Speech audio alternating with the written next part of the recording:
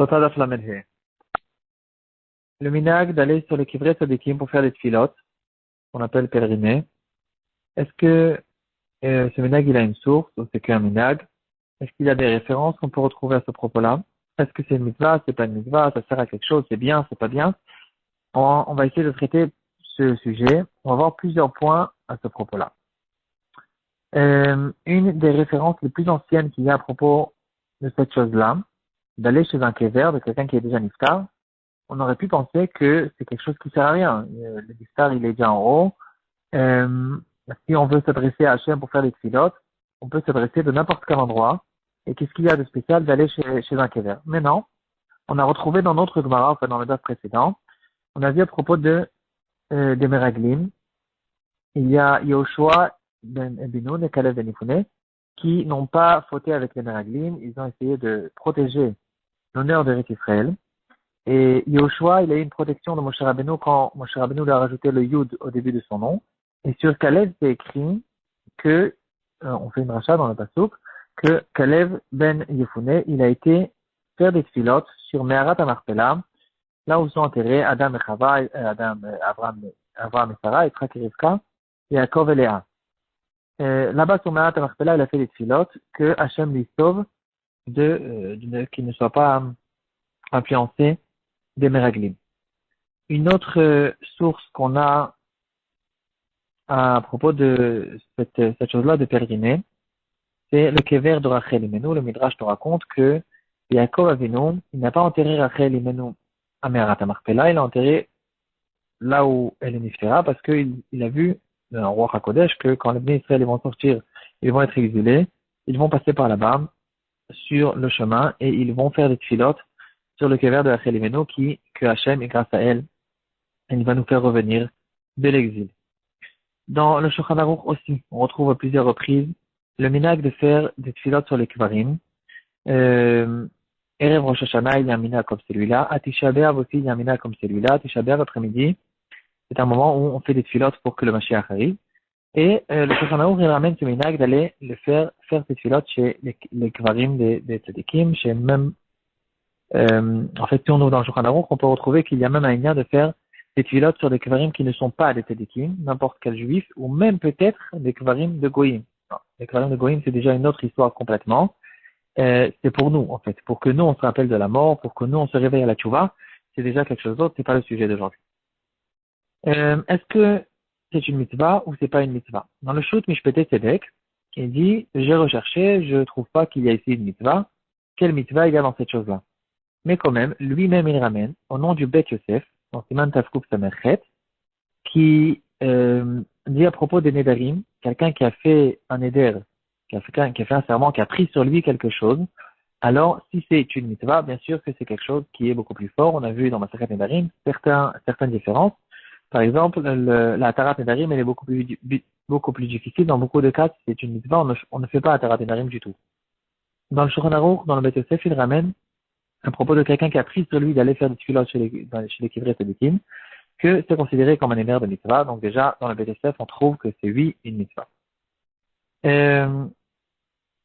Quoi qu'il en soit, que ce soit une mitzvah ou que ce soit pas une mitzvah, bien sûr que il y a un yan de faire des tfilotes chez les kivrei tzadikim, pour la raison simple que même si on ne le fait pas en tant que mitzvah, on le fait pour nous. Parce que c'est un endroit où les tfilotes, elles sont plus susceptibles à être acceptées. Et donc, on a l'habitude pour nous, on pourrait le faire pour notre filote à nous, pour avoir des Yeshuot. Alors, on va chez les Kivrei Tzadikim pour recevoir des Yeshuot. Donc, on ne le fait pas forcément, même si c'est pas une mitzvah, on le fait de toute façon, c'est un bon minag. Ça fait descendre des Yeshuot pour nous. De toute façon, quoi qu'il en soit, de faire des tfilotes, surtout quand quelqu'un est en détresse, la tfila, c'est de Horaïta. Toujours quand on fait une tfilote habituelle dans le journalier, il y a une tfila par jour. Une petite tfila, c'est-à-dire même quand quelqu'un il lève les yeux vers le ciel, il se trouve dans une détresse, il fait une petite tfila, qui demande à Hachem qu'il le sauve, qu'il l'aide, etc. Quelqu'un il attend le bus, il demande à Hachem que le bus arrive très vite. Même des petites choses ou de très petites choses, chaque fois où le juif lève ses yeux et il fait une tfila vers Hachem, c'est déjà considéré comme une mitzvah. Et dans un moment de détresse, c'est même une mitzvah minatora. En tout cas, quoi qu'il en soit, bien sûr qu'il y a ici une mitzvah que ce soit, si ce n'est pas que la mitzvah de faire les tefilot, c'est une mitzvah et c'est quelque chose qui est recommandé, qui est très bien, et qui fait descendre des échouotes. Bien sûr, déjà à ce propos-là, dans le Sefer Goulot Israël, il ramène que c'est une grande goula pour quelqu'un qui est en détresse, il veut sortir de sa détresse, qu'il ne s'appuie pas sur ses propres tfilotes, qui peut-être peuvent être exaucées, peut-être que non. Il s'appuie sur les tfilotes qu'il va faire éveiller quand il va aller chez l'expérience de Sadikim, et il va être sauvé, ces tfilotes vont monter plus facilement.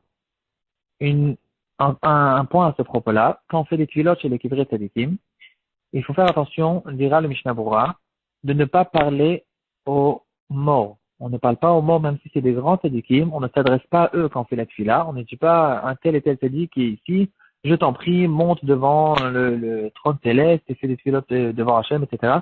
On ne s'adresse jamais aux morts, même si c'est des tzadikim. En tout cas, d'après le Mishnah Berurah, peut-être que dans certaines communautés chassidiques où ils ont l'habitude d'être méquels à ce propos-là, mais quoi qu'il en soit, le Mishnah Berurah ne permet pas. On ne s'adresse pas aux morts du tout. On s'adresse à Hachem qu'il nous aide pour le zrout du tzaddik qui est enterré ici. Il y a un autre inyan complètement à propos de cette chose-là d'aller au kivrei tzaddikim. C'est quand quelqu'un il va au kvarim de ses parents, de sa famille, de ses parents.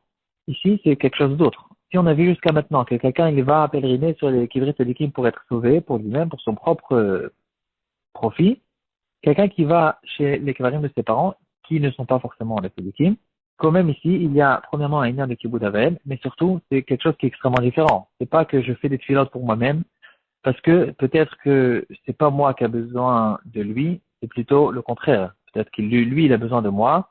Et donc, au contraire, je vais chez lui pour l'honorer. Ça lui fait un achatoroir. Quand je vais dans le kever de quelqu'un, ça lui fait un profit quand on pense à lui, qu'on dit des Mishnayot ou des Teilim, les Mishmato, et au contraire, ça lui fait un profit. Si c'est ses parents, c'est aussi un kibbutz avem. Donc, et aussi, en fait, ici, il faut faire la différence entre deux inyanim qui n'ont aucun rapport. Il y a, quand je vais faire des tfilotes pour moi, dans les kvarim des tzadikim qui ont bien sûr la possibilité de m'aider, encore une fois en m'adressant à Hachem, et il y a un autre inyan complètement, c'est d'aller au kvarim des parents. Quelqu'un, il va au kever de ses parents, de ses grands-parents.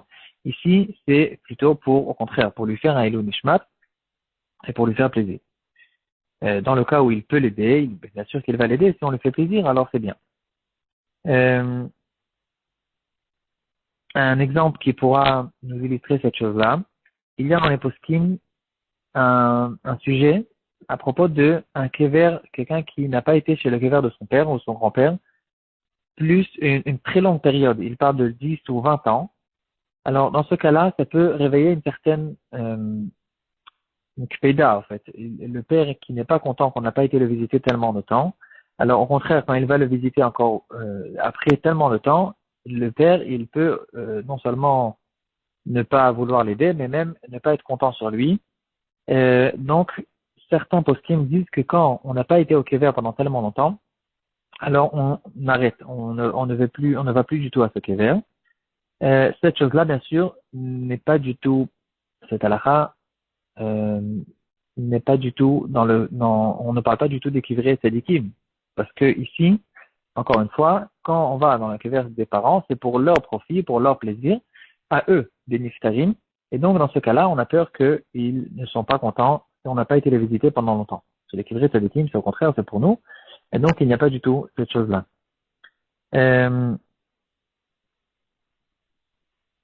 Quoi qu'il en soit, à propos de cette chose-là, les poskim, ils ramènent par exemple que s'il y a un père de famille, un grand-père, ou pendant tous les yortzeit, le jour de Saptira, ce jour-là, la Neshama, elle descend sur le kever. Si à chaque fois, il n'y a pas eu un grand arrêt, il y a eu un des petits-enfants qui est venu, un des enfants qui est venu, même si moi, personnellement, je ne suis pas venu pendant longtemps, quand même, ici, il n'y a plus cette clé-là et on peut revenir sur le kever. Encore un point à propos de ce sujet général, quoi, de pèleriner. Dans le shoot Even HaShoam, il ramène, en fait, une chose intéressante. Il ramène qu'il y a deux sortes de Kivrei Tzadikim. Il y a les Kivrei Tzadikim, que leur Kever, il est connu, qui est Kvarim extrêmement connu, que tout le monde connaît, comme, bientôt l'Ag Baomer, et Rabbi Shimon Bar Yochai, etc. Des Kvarim que beaucoup de gens ont l'habitude d'aller pèleriner dans ces Kvarim. Ça, c'est une chose. Et il y a un lien spécial d'aller visiter les Kvarim que pratiquement personne, les Kvarim qui ne sont pas connus, d'aller les visiter. Il y a ici un lien spécial d'aller les visiter parce que c'est des grands tzadikim qui ont la possibilité d'aider ceux qui viennent à leur kever, d'un côté, et d'un autre côté, il n'y a pas beaucoup de gens, donc ça leur fait extrêmement plaisir qu'on vient faire des tfilotes, faire des teilim sur leur kever. Et donc, il y a quelque chose de spécial, il y a, dans ces endroits-là, une souboula spéciale pour que les tfilotes montent. Le Mahavar Yabok, il ramène au nom de Raphaël Vital que il y a dans la Kabbalah il y a deux mondes en fait. Il y a le monde couvert, le monde découvert. Et ces tzadikim que leur kever il est connu, ils font partie du monde couvert et d'autres tzadikim font partie du monde découvert. Bon, en tout cas, point de vue Kabbalah aussi, il y a ce inyan-là. Il y a aussi un autre point, les kevarim qui se trouvent en Eretz Israël ou en Chutz La'aretz. Par exemple, quelqu'un qui habite en Eretz Israël, il y a un sujet qui a été relevé dans les poskim. Est-ce qu'il est bien il a la possibilité d'aller au kevarim de Chutz La'aretz, ou bien il y a ici un mépris envers les tzadikim qui sont enterrés en Eretz Israël. Il y a suffisamment de tzadikim en Eretz Israël, pourquoi tu sors d'ici et tu vas en Chutz La'aretz? C'est un sujet qui a été relevé, il y a beaucoup qui ont le mina quand même d'aller en Chutz La'aretz. Ça fait partie des choses qui sont plutôt question habitude, des minag, et chacun le tzaddik avec lequel se relie, il se rapproche. Un dernier sujet qui est très important, qui a été ramené déjà par le Mishnah Bora. On sait que de manière générale, les cimetières, c'est des endroits qui sont tmeim. Quand on sort du cimetière, on va faire des tilat yadayim. Et il y a bien sûr la touma tmet. Ça peut être même des kivrei tzadikim. D'après la halakha, les tzadikim aussi, il y a une certaine touma dans leur corps, dans leur kever. Le Mishnah Bora, il ramène au nom du Magen Avraham carrément que quand on va au Kvarim, on ne se rapproche pas des Kvarim. On s'écarte de 4 amot.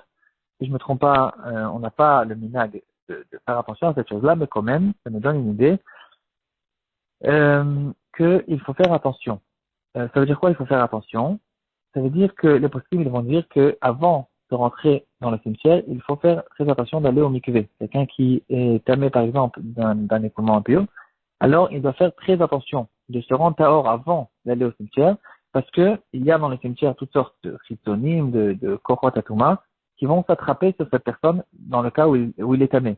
Donc, bien sûr qu'il faut, avant d'aller au cimetière, aller au mikvé. D'autres diront que même après, mais en tout cas, bien sûr, avant, il faut faire attention que quelqu'un, il soit tahor. À ce propos-là aussi, à propos des femmes, par exemple, dans certains moments, quand elle est tméa, elles ont l'habitude de faire attention de ne pas rentrer dans le cimetière.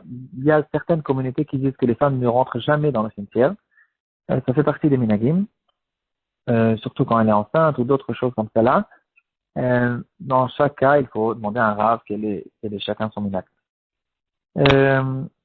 Pour finir une histoire avec le Gaon de Vilna. Le Gaon de Vilna, il n'avait pas l'habitude d'aller au Kvarim.